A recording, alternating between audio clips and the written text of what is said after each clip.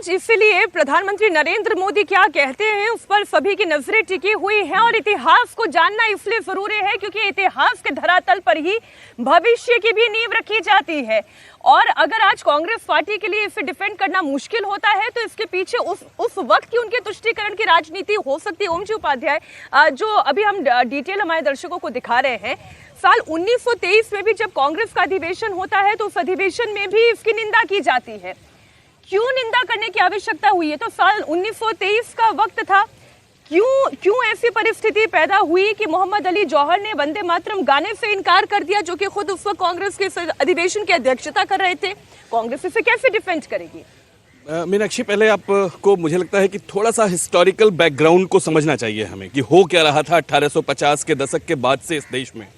वास्तव में जब 1857 में महासमर होता है, महाक्रांति होती है और दोनों समुदाय कंधे से कंधा मिला के लड़ते हैं, तो एक बड़े धड़े को, कम से कम अंग्रेजों के एक बड़े धड़े को ये एहसास हो जाता है कि इस देश पे बहुत लंबे समय तक राज चलने वाला नहीं है।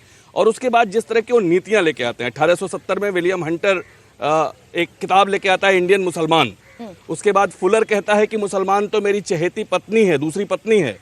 इस तरह का जो नैरेटिव गढ़ा जा रहा है, और ठीक दो धाराएं उस समय देश में बहुत स्पष्ट तरीके से निकलती हुई, दिखाई देती हुई शुरू हो जाती हैं। 1875 में वंदे मातरम की जो रचना है, जो बाद में हमारी आज़ादी की लड़ाई में क्रांति का उद्घोष बनता है, ऐसा नारा बनता है जो बच्चे से लेके युवाओं तक और वृद्धों तक को एक अपनी मातृभूमि के प्रति अलग तरह का अनुराग, अलग तरह का प्रेम पैदा कर देता है।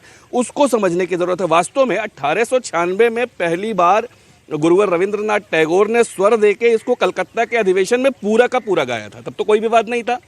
1905 में जब बंग भंग होता है और वंदे मातरम एक बड़े नारे की तरह से उभरता है, जैसा अवधेश भाई अभी बता रहे थे आपको कि उस समय दोनों समुदाय, हिंदू मुसलमान, उसमें भेद नहीं कर रहे थे। वो तो उन्हीं पंक्तियों को, उन्हीं पांचों छह छंदों को पूरी निष्ठा से गा रहे थे, वंदे मातरम का उद्घोष पूरी निष्ठा से कर रहे थे। तब कोई समस्या नहीं थी। 20 के दशक के बाद, उस पूरे हिस्टोरिकल डेवलपमेंट को आप देखेंगे ना, 20 के दशक के बाद ये समस्या कांग्रेस में दिखाई देनी शुरू हो जाती है और वहां पर एक नैरेटिव गढ़ा जाने लगता है कि इसके जो 3 छंद हैं नीचे के, वो सांप्रदायिक हैं, वो सांप्रदायिक हैं।